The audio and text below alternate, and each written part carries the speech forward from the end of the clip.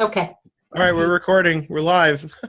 I like it so easy. It's so much better than Google Hangouts. So well, you know what we discovered, Seth, that I can also record. If you give me the ability, I can also record this, and I can record it from a different view because there's a lot more views available. Like right now, you've got it set to pop up whoever is talking. Right. But I could set it to show everybody on my screen and record it, and it'll record it that way, in addition to you recording it with your view. See, on my screen, I actually had it set to the gallery view, which is everybody. So that's actually, I think, if you put your mouse over the Zoom program, you'll see your options appear at the top right of your screen for how you're presenting all the speakers. Oh. So you can, that's an individual setting. It's got, I don't think that matters in terms of what I set for you. Okay, well, but if I go to you in the list of, you know, where it says manage attendees, I can make you a host. Let me try and record. I'm going to click the record button. I just did, and it should give you a message to allow me to record.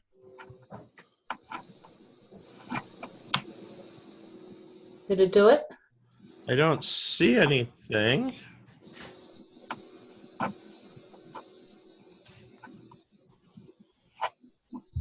I do not see. Okay. Are these ding-dongs people coming in? Hey. Let me try and hit that record again. Okay. Please request recording permission from the meeting host, which would be you, Seth. Right. Are you seeing anything? I am not. Oh, no. Where does that show up? In the chat or? I'm not sure, but I was able to do it. What was it, last week or the week before we did the Zoom? Last week. Sarah recorded it with one view, and I recorded it with another view. We were both given the option at the end of the Zoom to download the MP4, so we could both upload it to our YouTube accounts. It's the same meeting, but different points of view, which I think is in the participants window. Let me go into the actual meeting settings. No, it won't let me edit the meeting while it's in progress, so it might be something I have to change there. But if it's giving you the option to request it, then it should be giving me, you know, something by way of Well, I've requested like 3 times now, so I'm not, if you're not getting it, you're not getting it. Yeah, I don't know. But I love this. I just changed it to the gallery view on mine, so now I get to see everybody's pictures. Also, if you go full screen, if you click to enlarge the screen to the maximum view, then it will give you that pop out of all our thumbnail images, and that's where it makes the speaker sort of resident on the full screen view. Now that ding dong is rather annoying. I like it. I like it. I'm going to record it, and I'm going to record a video of it just repeating. Looks like a doorbell. I know. It lets me know. It's saying hello, everyone. It lets me know. That will get annoying, though, if I'm in the middle of, like, demonstrating something. Right. Talk about annoying noise. How about Linda's? I think it's annoying. How about Linda's recording of that printer? Oh, that was super. What was that, a dot matrix printer or something? I don't know. Gotta be. Dot matrix printers were the ones that I remember that used to make all that noise. Yeah. Oh, wow. That grinding noise. So, how many of us were at QB Connect last week? Let's see. There was me. There was Carrie. There was Jay. And then how many of us are going to Sleeter next week? Gina's going. I can't wait to meet you in person, in real life. I know, for the first time, like, ever. How long have we actually known each other? Like, it's been over 2 years. Way more than that, I think. Like 3, I think. Okay. I think even more than that. When did Google Plus first start? 2012. So that would make it 3 years. Why does it seem like it's been way longer? I'm going to Google that. When did... I think it was July or August Like July, it was in beta, and August it went live or something? Of course, I'm searching my email for it instead of Google. Genius. June 28th, 2011 was when 11, Google Plus. wow, okay. So I knew it had to be more than 2 or 3 years. Wow. So, and within a few months of the launch, it was in beta. Stephanie Travis invited me in. We're going to write a book one day about the history of ABO. It's going to be like famous. And it's going to be like, you know, like when AA first started and people talk about the first couple of people who started AA, Dr. Bob and Bill Wilson. It's going to be the same thing for ABO. Okay, do we have the chat going on? I just put in there a link on how to request access to record. I think Steph has to set it up in the settings to I allow set us the to- meeting up, right? So and that's what I said. And I can't change that while the meeting is ongoing. Okay, then Sarah must have had that already set up. Maybe she Yeah. didn't know she had it set up. Yeah, I went through the options. I don't recall seeing that, but I wasn't looking for it. So Well, these things change so fast. You never know. and you know what's cool? Our video quality, everyone's video quality is much better. Oh, absolutely. Like I know on Google Plus for me, my video is often fuzzy, even though I know I've got one of the best webcams money can buy and the best lighting one could have. Steph, the other night, Sunday night, we did the tax workshop, tax workflow roundtable, and we had probably 24 people on video, and there were as many as 35 participants. It was clear the whole time. In Zoom, huh? Yeah, So this is going to be cool when I upload it to YouTube so people can really see the difference. definitely. The difference is how you invite people. I am very reluctant to give out the link. This would be my problem. How about if you use, Slack. yeah, go through Slack. I am using Slack, but not everybody is in my group. Well, then you got to tell people if they want access, if they want the link, they got to join the Slack team. It's that simple. Like I put it out there publicly, but I already figured out how to eject a person if I need to. Oh, good. Tell me how. You go to manage participants and it pops out a window and then you can move your mouse over the person. And so like if I wanted to kick out Billy Ann, who just joined us, I go to more and I click move. Good morning, Billy Ann. I love you. He's really not doing that. That's an example. So anyway, I wanted to also, since we are talking about going to Sleeter next week, and it's all about all the different applications. Did you guys read my blog post about diversification? No, I'm boycotting your stuff because you're up against me at the same time. Well, this wasn't about the session specifically. It was about this conference on the whole. So that's actually very funny. So what's your session on, Jay? Getting it done in 0. Getting it done in 0. All right. And mine is choose your weapons. It's my choose your weapons one that's up against you, right? Not the T-sheets one. Exactly, yeah. Because I'm doing 2. I'm doing choose your weapons, which is going over 8 project management applications. And then I'm doing one on T-sheets behalf, because when the exhibitors come in, they get to have a session. They've essentially paid to have a session. So there I'm doing one on partner programs and how you can grow your practice with partner programs such as Carrie's partner program. Carrie, why don't you spend a minute telling us about your partner program and how people can make more money if they just call Carrie right now at 866. Really? So what we're trying to do is bridge the ProAdvisor community with the IRPs. I'm an IRP, and allow people to have us be their go-to expert. We're focusing primarily on being the product expert of all things QuickBooks. And then if you have a 0 question, we send them. I don't know how the gallery works, but we send them to Jay.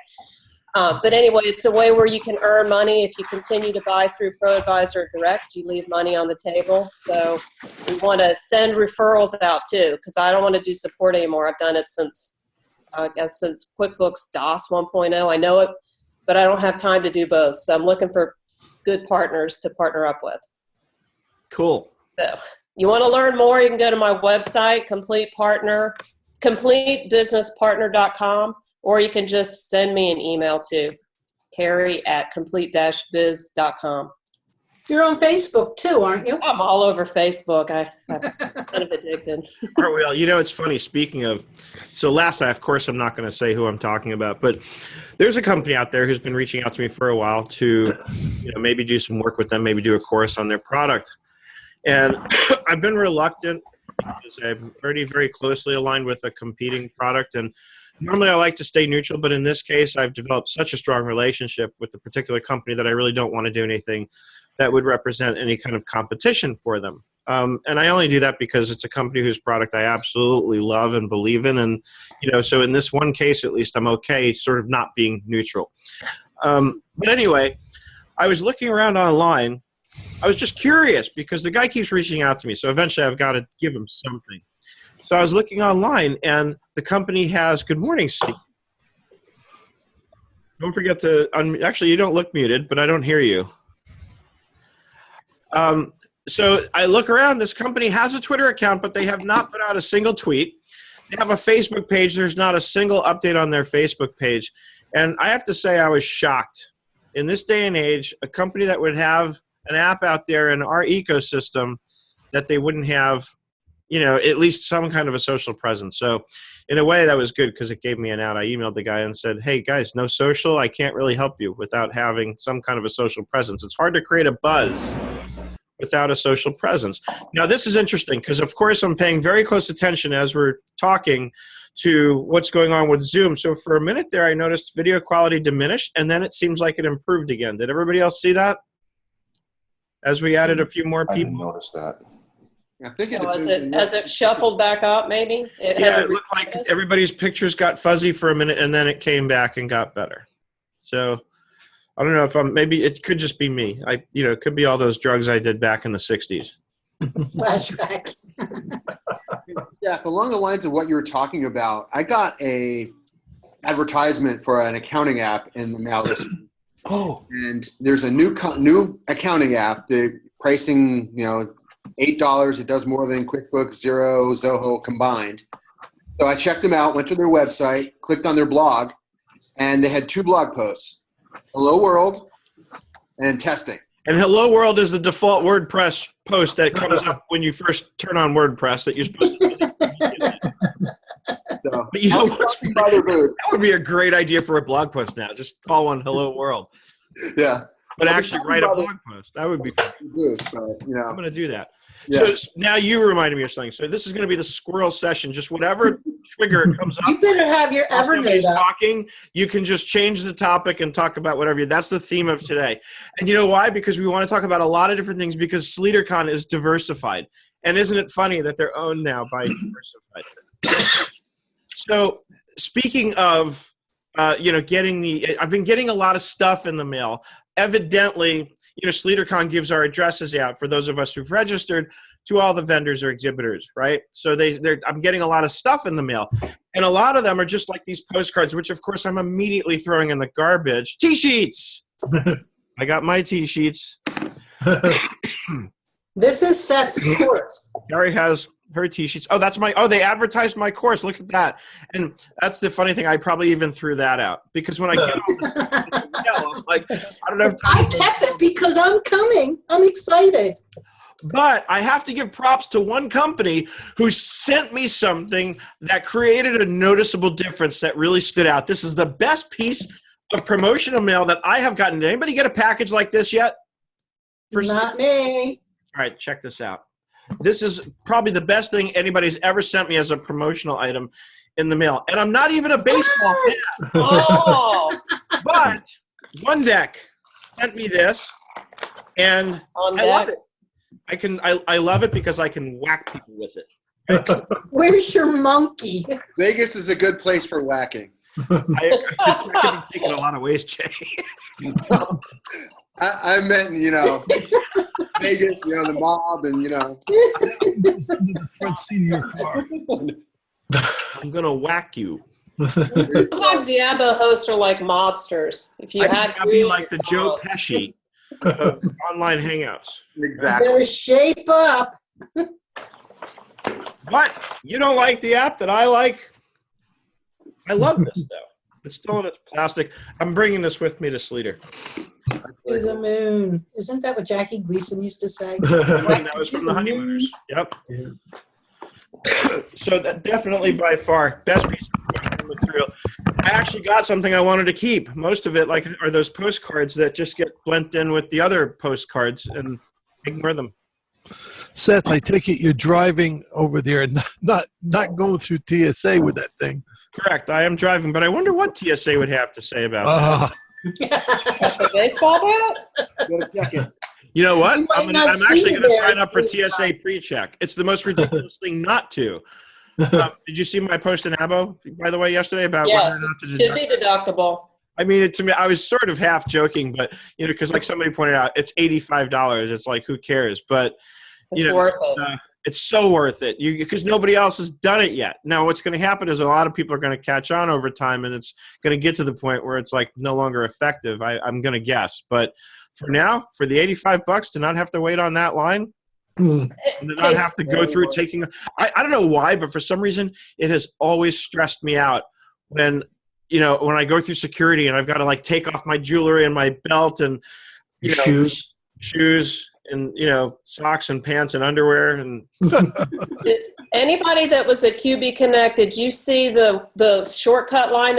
I think they were charging people to go in it. I had TSA, so I was all right. And it was backed up. It was long too. was it? The shortcut line was even backed up.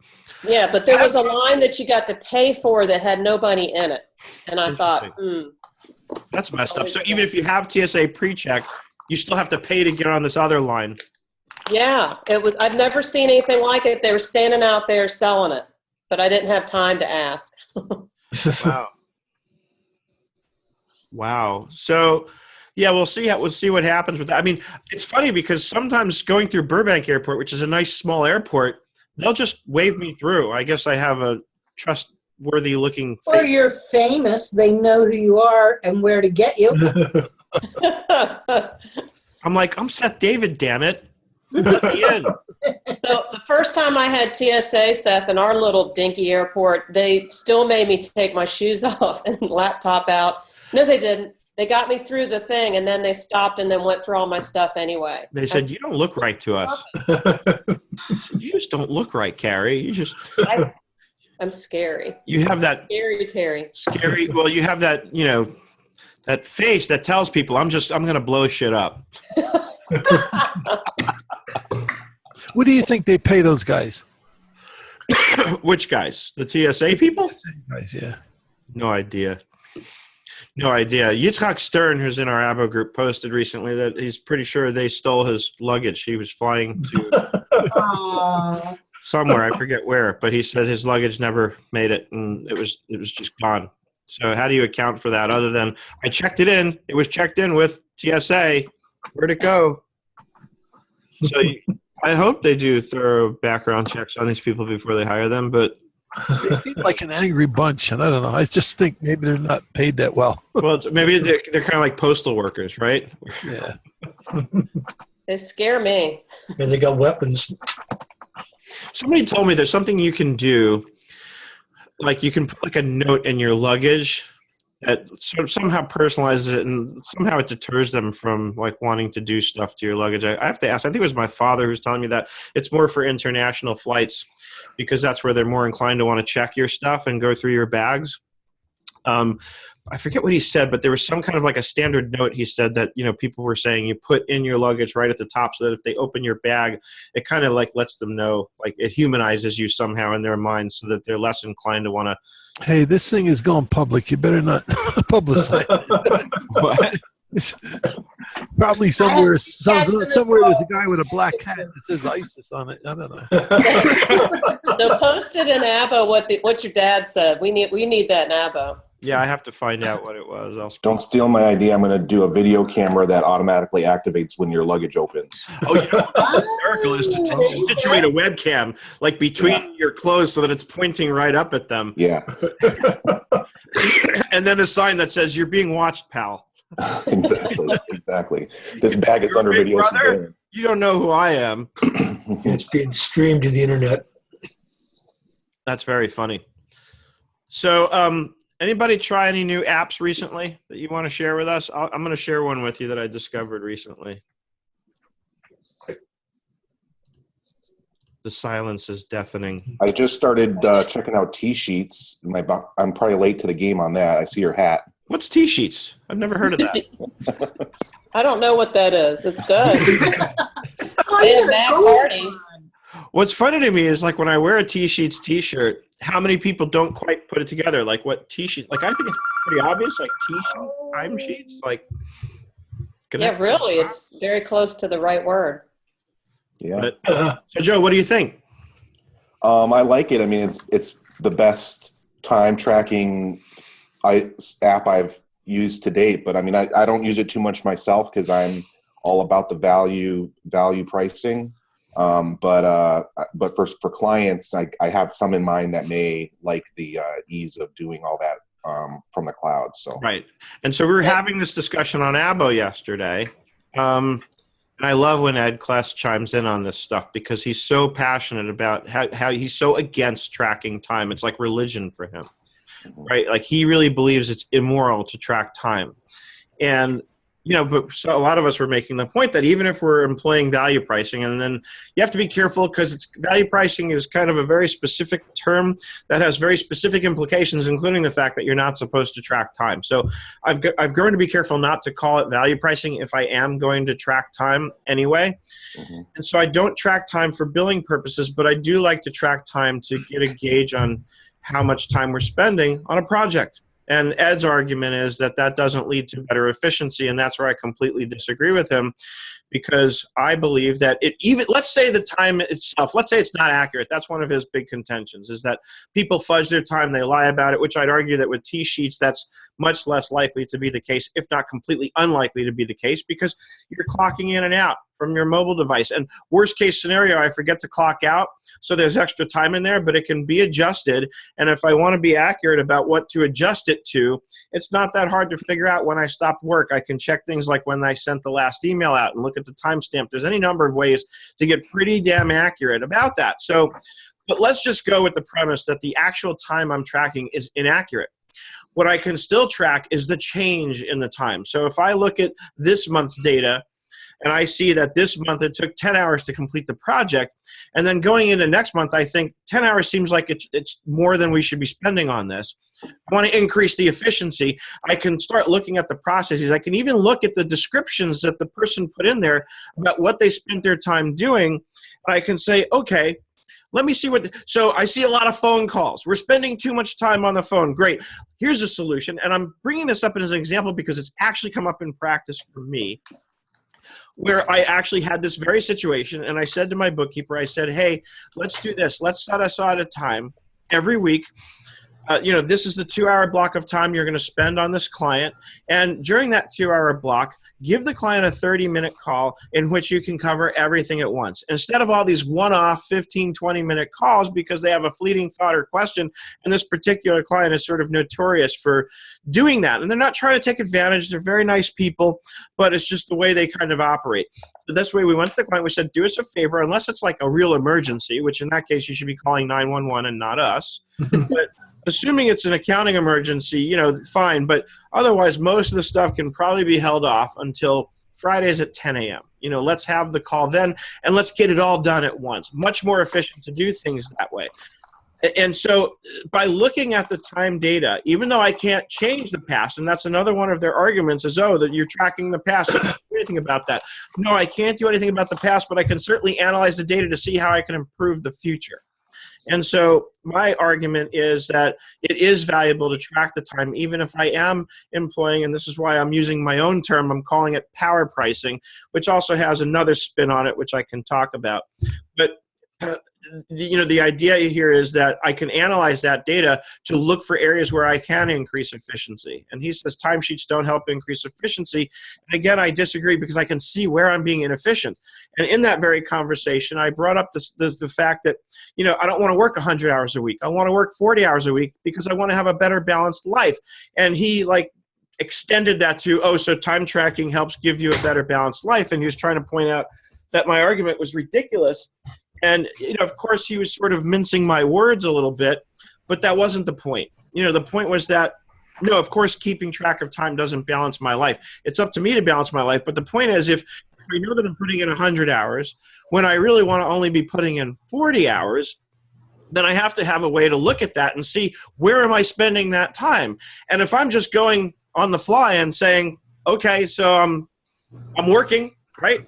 I don't know what I'm doing. I don't know what I did last week because I didn't track it, but I did something. I can look at my calendar and see, okay, so I had, because I use my calendar religiously, where if I do go back to my calendar, that can almost be used as a timesheet for me because I usually adjust the calendar appointments based on when I started and stopped something. Anyway, so originally I'll have the appointment scheduled when I'm going to work on a client's stuff. Even if the client's not included in that session, I do it because to me the calendar's gospel. It's the ultimate authority on what I'm going to be spending my time doing. So I might have a block of time blocked out from, let's say, 9 to 4. But if I didn't start till 10, I actually go in on the day of and I adjust that appointment on my calendar and make that appointment start at 10 o'clock. And then if I stopped at 4, then, that's when the appointment gets adjusted to ending time-wise on my calendar. So the point being, though, that even with that, I still don't really know what I spent that time doing. So I have no way of gauging where can I cut back? Where am I spending too much time? Where am I actually being inefficient, right? Now, I suppose the argument, the other side would be, well, just always try and be efficient everywhere. And to me, that process in and of itself is inefficient because I'm going to waste my time trying to improve efficiency in areas where I don't need to, especially when I have 25, 30 projects going on at any given time. I'll shut up now and let somebody else. Well, I'll add to that, Seth, because I've got some admin staff, and we're trying to process orders for people purchasing QuickBooks.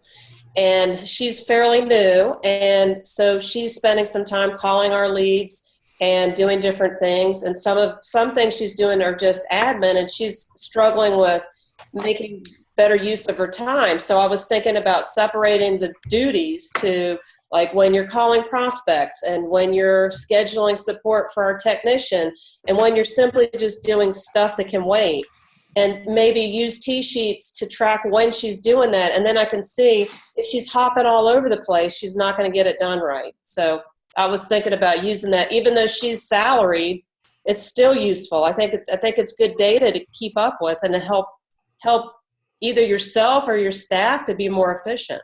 Right. And here's what I'll take that one step further, and I'll say this. Once I know that I have a job that's ongoing monthly, I'm doing it every month, and I know that I've got that job streamlined, then I would say no need to track time on that. Right. Especially compensating based on a percentage of revenue, which is the other piece of this that I think is really important. Right. So I would say you don't have to track time on every job, but certainly on new jobs, I would definitely say time. Right. Because my goal is and I know Ed completely disagrees with this, and I'm sure Ron would too, but my goal is to increase that effective hourly rate based on my own ingenuity when it comes to increasing efficiency. So if I can learn a skill like how to use Transaction Pro Importer, for example, to improve upon the time it takes to get that job done, to make it happen much faster, the whole point of value pricing is to take advantage of your own efficiency. So you're charging the same no matter how long it takes you to do. I get that. But I want to know what's my effective rate?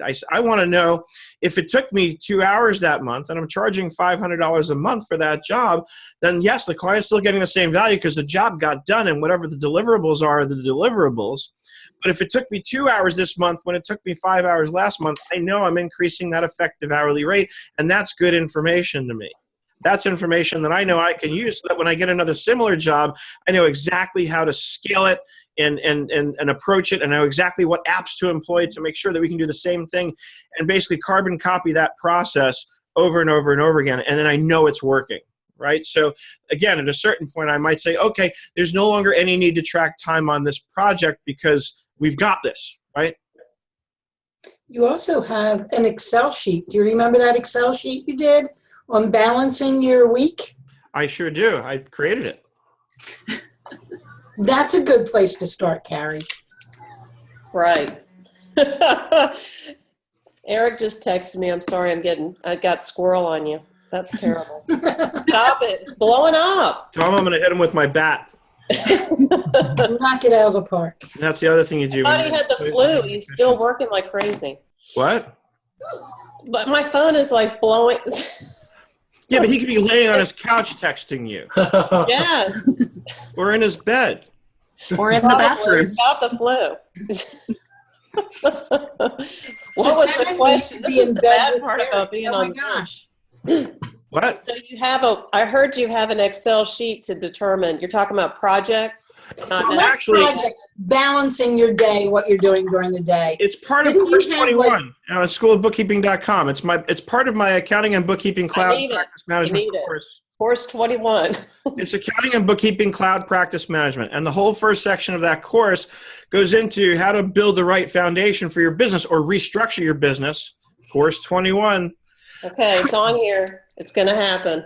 And there's a whole exercise that Gina's referring to that the course walks you through where it breaks down your life into 6 major areas: body, mind, spirit, time, people, and money. And in that order for a very particular reason. I want to approach everything that I approach with a sound body and mind, right? I want to be of sound mind and body when I go into anything that I'm doing. So those are important first. First, I got to take care of my health. If I don't take care of my health, my body for that matter, then I'm useless to anyone. And then there's the mental part, which I have to work on my mind. I constantly have to be learning. I constantly have to improve, right? So that's the time I spend maybe reading and absorbing information. Especially for somebody like me, that's important because I spend so much time producing and trying to teach people what I've learned. I have to keep learning so I have more stuff to teach, right? But also I just have to keep learning just for my own personal growth. So that's part 2. Part 3 is the spiritual. You all know I use calm.com on a daily basis now, and I can promise you it makes a huge difference in how I react to things. I've often been pretty good about not getting too stressed out too easily. But I've gotten even better. Now I can just whack people when they try and mess up my spiritual balance. So does calm.com help you with the stuff that Ariana Huffington talked about last year at QBC that I didn't do? I don't remember. I didn't hear her speak last year, unfortunately. She was going on about how it was like all the different pieces from exercise, health, blah, blah, blah, good sleep, good eating. And then she added the meditation thingy.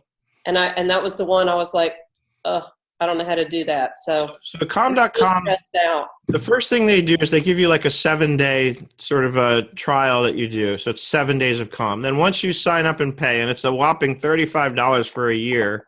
Wow. And it walks you through 21 days of Calm. And every day it's a different meditation based on a different topic. And the ultimate goal is to teach you mindfulness so that you become aware of how you're reacting in any given situation. And you start to learn to observe your reactions, almost as if you separate yourself from your body and say, okay, I'm having a reaction. This person's getting under my skin, whatever there's any number of scenarios you can paint. But the idea is to be able to remove yourself from that in a sense and observe it, instead of having to react to it. And then once you learn how to do that, once you learn how to observe things that are going on within you, then you can choose your reaction a lot more easily and say, let me take a deep breath, let me go about this slowly, and let me think of the most appropriate response. And sometimes what I've learned through this process is that the best response at times is no response. So do you have it like on your phone, and you like lay down on your bed and listen with your phone? Yeah, I mean, you can go open it up in your browser, but there's an app for the phone, which is how I do it. And what I've been doing, at first I was doing it just once a day, usually before I go to sleep. Lately, I've been doing it once in the morning when I get up and once in the evening before I go to sleep. So I've been doing it twice a day. And how long is it? 10 minutes. 10 minutes. 10 minutes. I think I can find 10 minutes. That's the point, is nobody has any excuse not to be able to find 10 minutes, especially for something that I think is this important. And then if you want, I've had days where I've been so stressed out, by the time I come home at night, I do the 10 minutes. And even in the 10 minutes, I still haven't been able to quiet my mind to get focused. So after that, you can tap. You have all kinds of options. So I say, you know what? Give me 30 minutes. Give me 30 minutes. I need it today. And you can do a 5-minute thing. So if you're stressed out during the day and you just need a quick, let me recenter myself, there's an option for that in the app. There's an option for that in the app for that. So that's part 3, is the spiritual part. And if you are inclined to be religious, great. Then that's another way you can, probably add on to this part. But if you're not a religious person, fine. Just use the meditation practice. There's nothing religious about it. but it will do the trick. It will calm your mind and teach you how to quiet your mind and find peace when otherwise I know I couldn't. So that's part 3. Part 4 is time, your organizational skills, the time you spend organizing your time. That's an area I've never had a problem with, but I know a lot of people do. I've always been very good about how to organize my time, and frankly, it comes down to that calendar, like I was saying earlier. And then number 5 is people.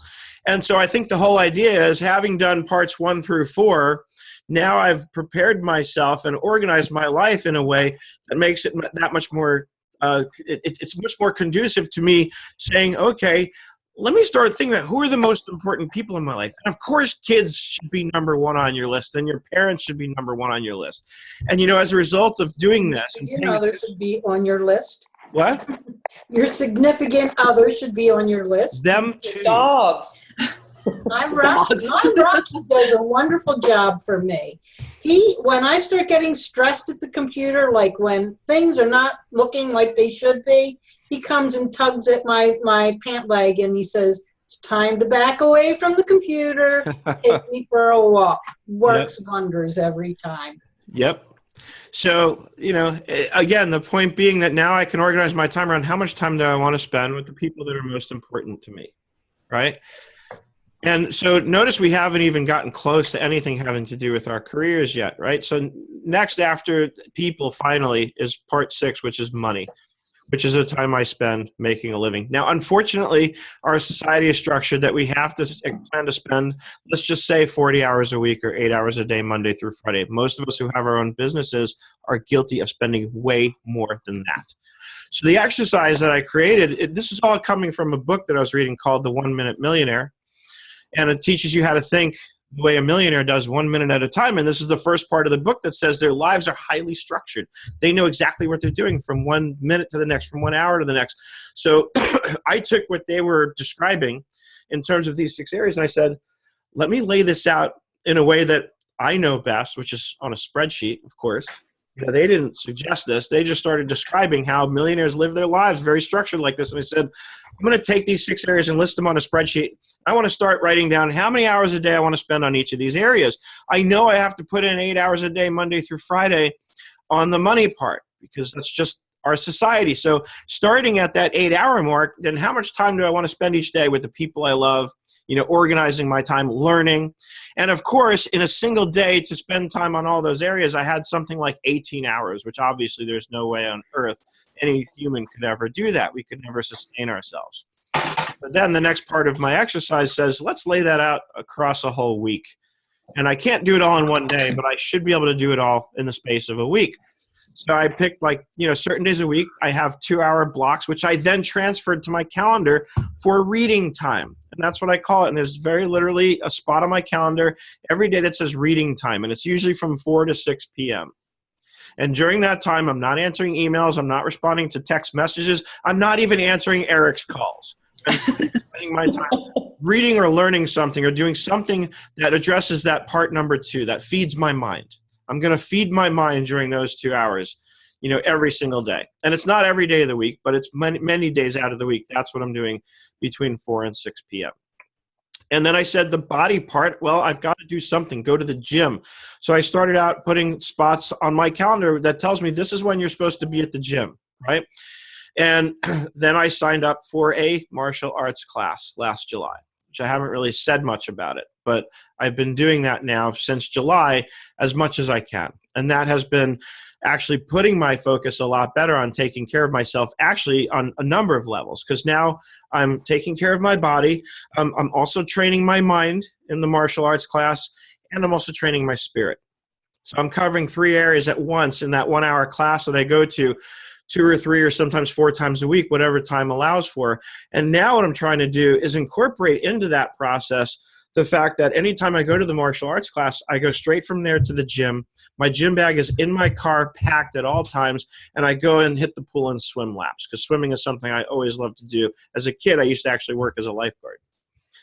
So, and that to me is the best meditation of all, because when I'm in that pool, nobody can touch me, nobody can reach me, the phone's in the locker, and it's usually turned off, because I hate when I'm in the locker room and I hear people's phones ringing in the locker room. It's one of my pet peeves. And do I do this all perfectly? No, but I've got the floor plan laid out on my calendar for how I'm going to balance my life this way.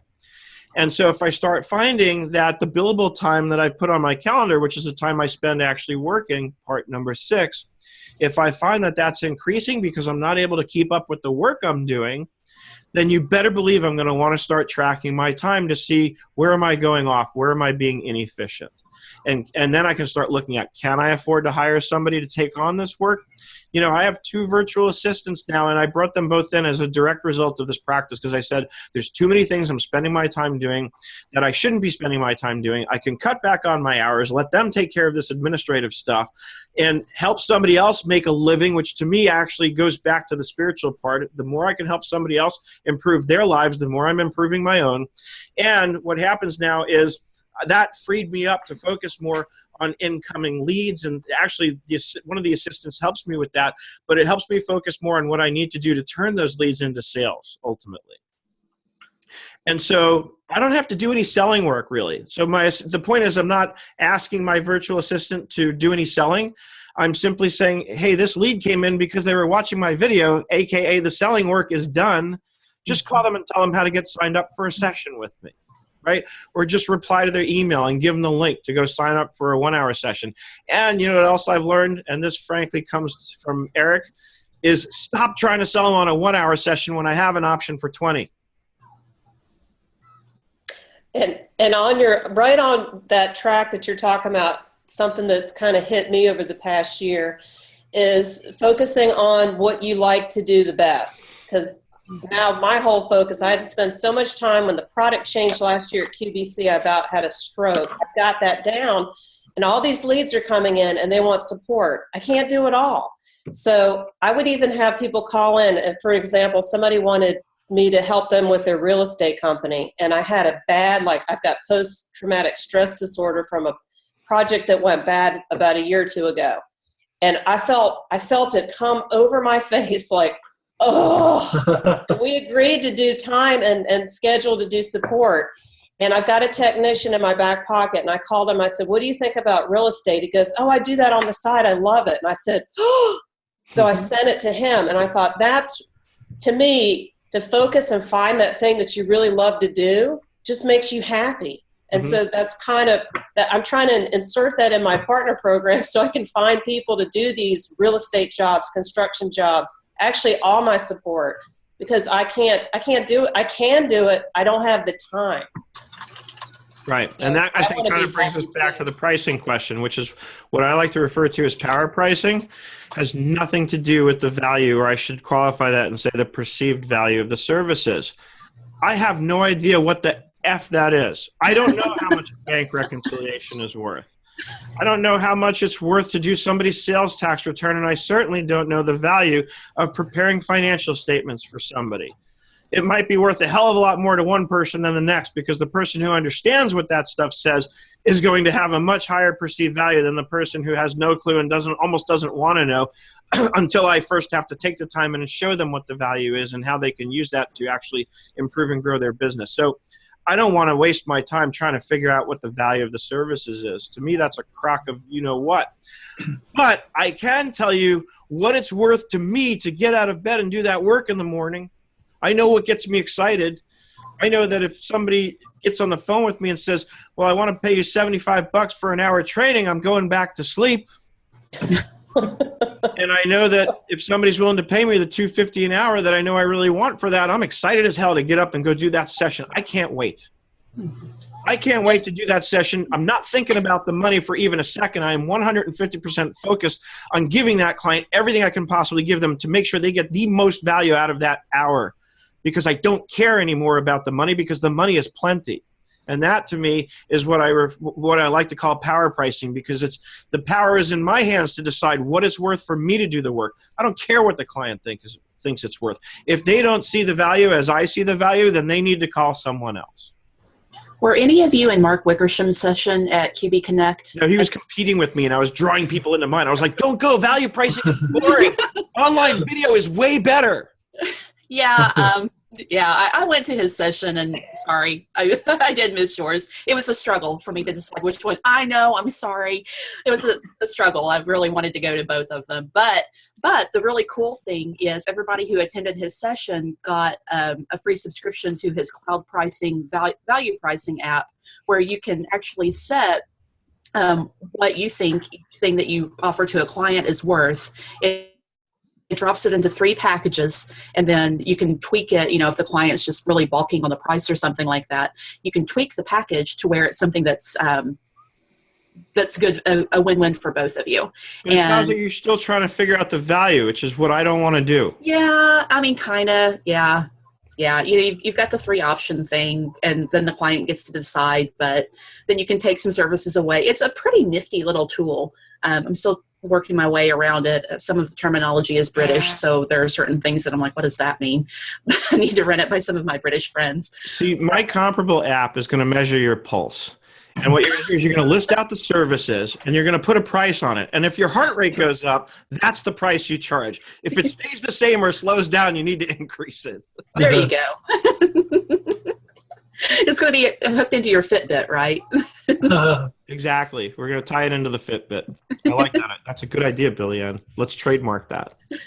Your Fitbit will buzz when they accept it. Yeah, I still got my swing down, I think. I need to get out there and start playing. That's pretty good. I'm impressed. Billy Ann, what reward It's do you negative have energy. behind you? Right Do what? behind your left shoulder. That's her That profit first. Oh, yeah, first? that's a car magnet. That's No, on the other side, the clear plastic or acrylic. oh, Yes, those, yes.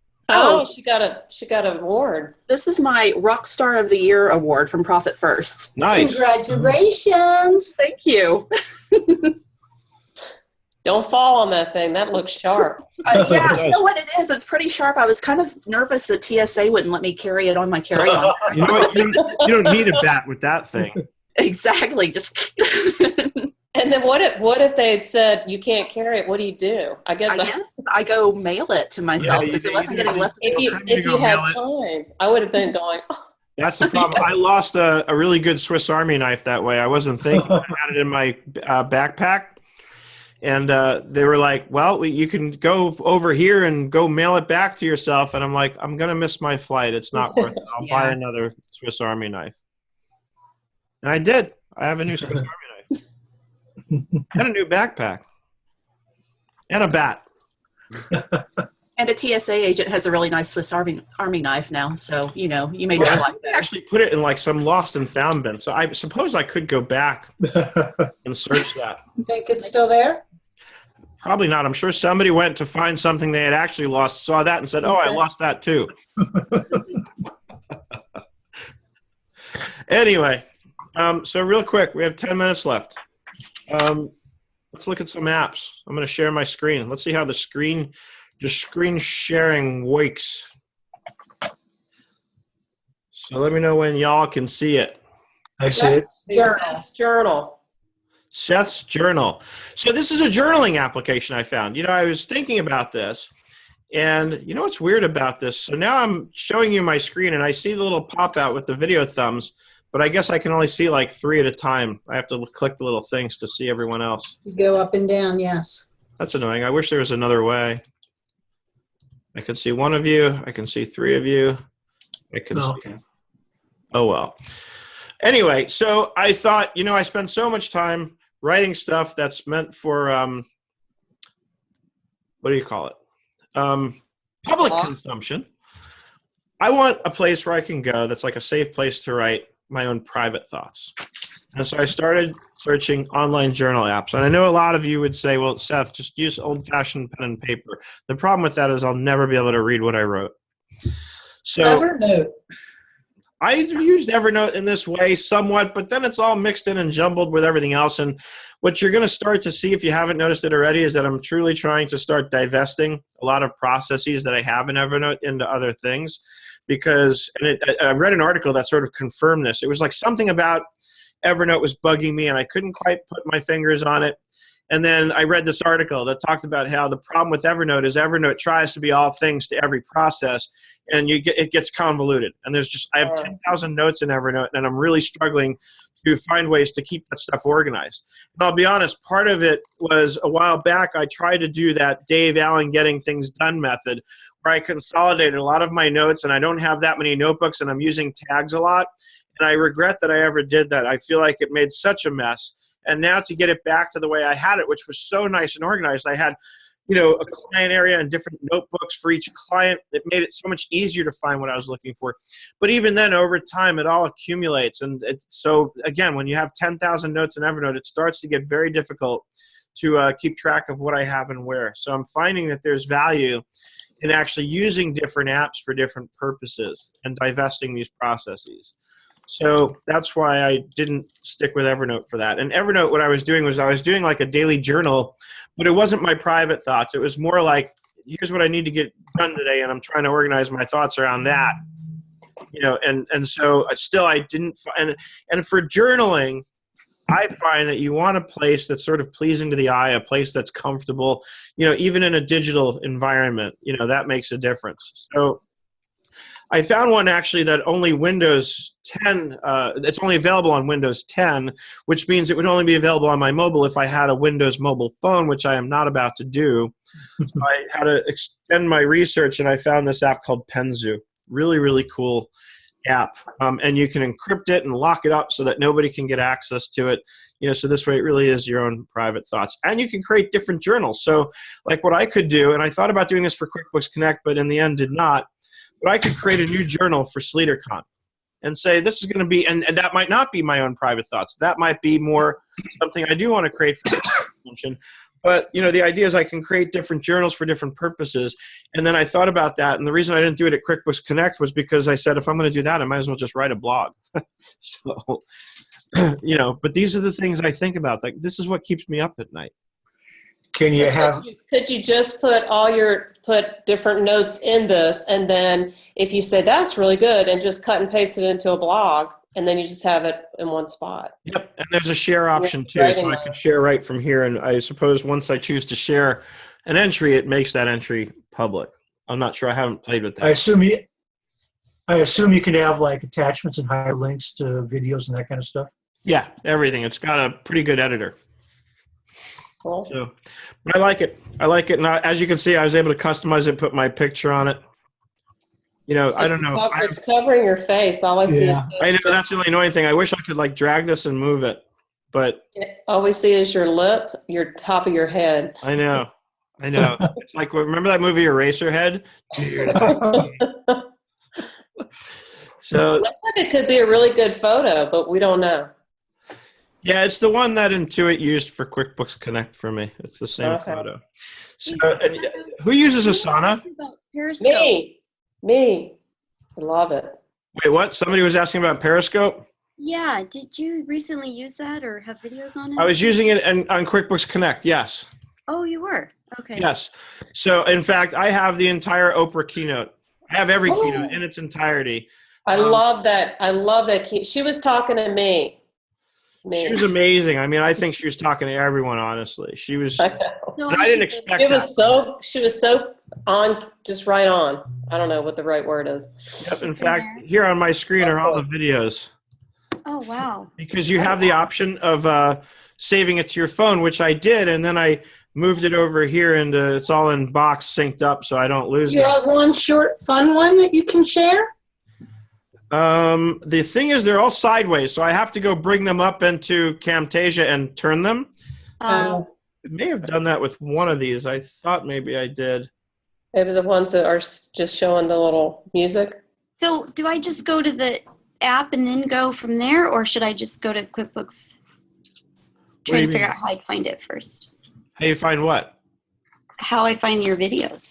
Oh, these are local. They're not. You're not going to find these yet. I still have to render them and upload them. That's what I'm saying. So I have to turn them sideways. No, this one with the musical note apparently did not render properly, so I have to get rid of it.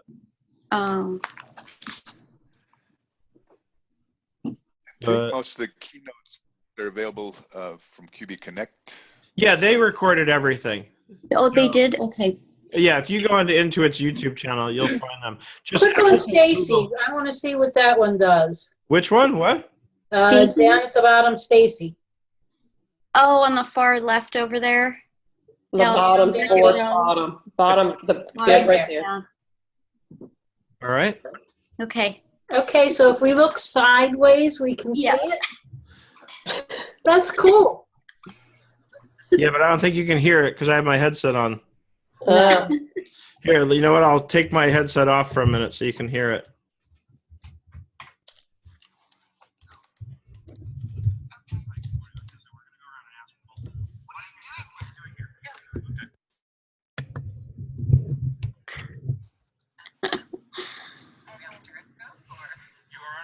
Hey, we have a quick question. Yes. Why are you here? Why are we here? Together thousands of accountants, small businesses, and developers. And we're about ready to kick it off with an awesome accountant kickoff, keynote with Jim McGinnis. And friends. It's going to be awesome. It's going to be awesome. Jim McGinnis band. You're getting ready for the social media. Yes. We're trying to make the Intuit Accountants Twitter channel today. Yes, please follow us. Get on the great to follow us at Intuit Accountants ACCTS. Right, Intuit Accountants with the abbreviation. And hashtag. Somebody just came in and typed in and said, "Have a great morning, go Kings." Sorry, Chris. Kings. Yeah, just said hockey. I'm still getting off baseball season. I thought you were on a football man. Well, it was a rough night for Mets fans. Believe me. Some more people weather here. Check out that do. Of course. I'm going to retype the title.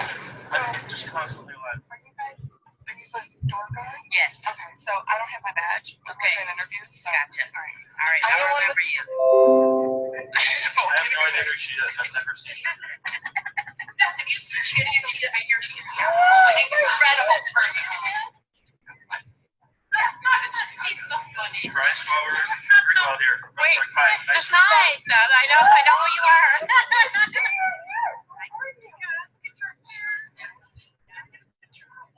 I forgot about the It's early. I don't have a tell us why you're here. I'm here to connect with other peers and to learn about more Intuit products and all the great services and apps. I have to get behind apps because that's the thing. So that's what I'm here to do. I'm here to see you, Seth. I mean, this is it. That's what Darren Bird said. I'm not buying it. Tell us how people can find you. What's your Twitter handle? Where do we find you on the web? I'm the only Bryce Forney on the planet, so it's at Bryce Forney, BryceForney. And you can Google Bryce Forney, and like that's where all it comes. Do an image search. So, what are you most excited about? Is there anything in particular that really stands out? Like, this is what I want to get out of this? Or? You know, it's really just talking with my peers, so it's really neat because everyone's here. Like, if you're an accountant on the planet, over 1,300 here, we're here. Right. All right, thank you, Bryce. We'll see you around. Wait, there's Eileen. Hey, Eileen. I have to ask, what are you doing here? I am here because I miss for you. Oh, but it doesn't have anything to do with the conference. You're not here for the conference. Can you guys all hear this? Yes. A little bit, yeah. So, Seth, all you have to do is turn your phone the other way and you'll have a Periscope on Zoom. That is awesome. That is awesome that you can play that on here.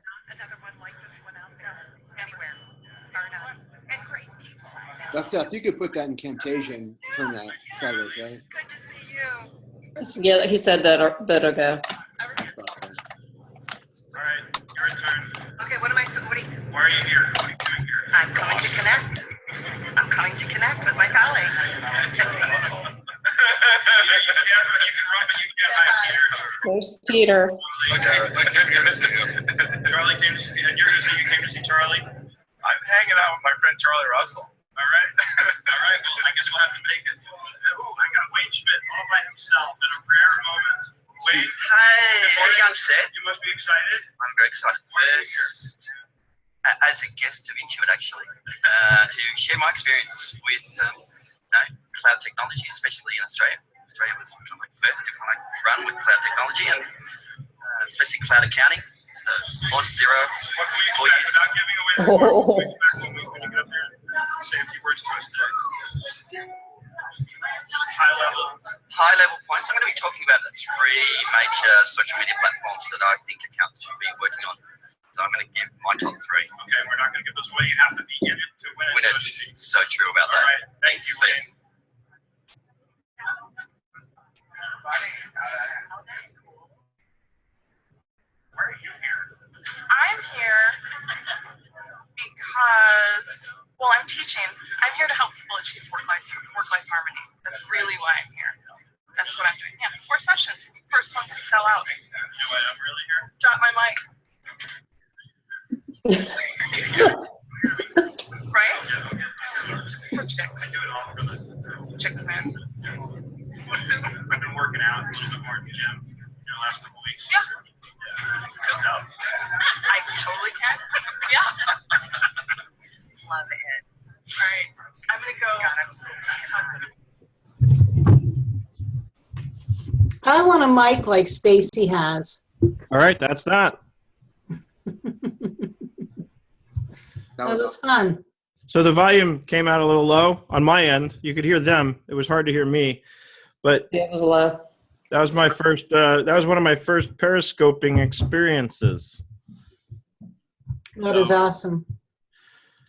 Yeah, but no, it was fun. It was a lot of fun doing that. I should have done more of that kind of video, like just walking around harassing people, because that's fun. Like I started out, Chris Repetto, I think, was a little thrown when I was like, "Why are you here?" Like I purposely asked it that way, where I was like, "What are you doing here? Like, why are you here?" And you get funny responses from people. So Wayne Schmidt was afraid I was going to make him give away the farm. So, all right. So Asana is looking really good with their new interface. Who uses it? Me. Carrie? I love it. It's like my yellow pad to-do list. I hated it at first, but the new interface I actually do love. I love how neat this is. And then when I select a task, I like the fact that I feel like I have my notepad right in front of me and I can write my thoughts out and then just do what I need to do to describe what needs to be done and then get it done. I think it's more fun spending the time organizing this stuff than actually doing the work. Mm-hmm. True. That's my problem. And you see I have my spooky theme, so my bat flies around. I love that. And you can actually move your mouse on him and make him go. You can tickle him. Get over here. Come here. Hey. So Asana's one that I'm going to be looking at in my Choose Your Weapon session. And then I will look at Evernote, Active Collab, Podio, Smartsheet, Trello, Wunderlist, and Zoho Projects. Zoho Projects probably needs to get paid more attention to than people do. It's actually really powerful. So anyway, I'm gonna stop sharing my screen. How do I do that on this? I forgot. I think it's you scroll on the bottom. That's at the top. Stop share. There it goes. Oh, leave meetings at the bottom. Seth, did you ever look at QVinci? We're doing a course on it, but no, not yet. In fact, we were going to do it, and they asked us to hold off because I think they were going to be changing the interface a little bit. Okay. They changed the pricing. They used to allow you to use it free, no longer. Yeah, they're there at QuickBooks Connect. They had a booth. But yeah, so that is next course to roll out on School of Bookkeeping is 17 Hats. And I'm actually already processed. I just need to get the time to upload the stuff. Sage View is coming out. I'll probably do that on Saturday and just roll it out quietly, and then we'll send the announcement out on Monday. So if you're enrolled, go sign in. By Saturday morning, I'll probably have Sage View up. Sage View is a really cool product. It's another one of these KPI products, and it even syncs with QuickBooks, believe it or not. You can link your QuickBooks file to it. And it will, and you can customize your own. Oop, ding dong. you can customize your own KPIs. So like I went in there at one point and I said, I like to look at revenue per employee, because that gives me a gauge on how efficient my labor force is being. How efficient are they at helping me to produce $1 of revenue? And is that getting better or is it getting worse? As a CFO, I love looking at that particular metric. So you can actually write a little formula in there and create that metric and then put it in there. The only thing is, as you hire and fire employees, you have to go in and manually adjust the formula. There's no way to create a variable that it can pull. Bye, Jay. So, Steph, what do you think of Zoom? I love Zoom. What do you guys think? I love it. I like it a lot. Everybody's I leaving. think Zoom is great. Yeah, it's a lot more stable. Definitely, without a doubt. It doesn't have all the fun effects. I can't put like a mustache on, but I don't care. There's a funny thing. There's a funny thing you can do with Zoom when you have everybody like Brady bunched in a gallery. They don't have it like if you look at the person to your left, we're all going to look at different people. Mm-hmm. Oh, absolutely, yes. It's kind of fun. Yes. That's funny. Everybody's doing it now. Good call, Carrie. And now we've got that recorded. And with that, I'm going to bid you all farewell. Gina, we'll see you later. Absolutely. I'm on a regular Hangout today. So you're back to Google Hangouts. Back to Google Hangouts. Not everybody joined my Zoom last time, and that's the problem I'm having, making sure that everybody can get in that I want in. Right. So it might help to do what I did, which is create the Hangout pages if you're going to do a Hangout and then put the Zoom information in there. I know you said you don't want to give the link out publicly. So in your case, maybe put the Slack team, like I did with QuickBooks Connect. Put a link to request an invite. This way you can gauge who actually gets the invite. And that's Absolutely. Absolutely. Yeah. All right. We will see you all very soon. Bye-bye. Bye. Bye.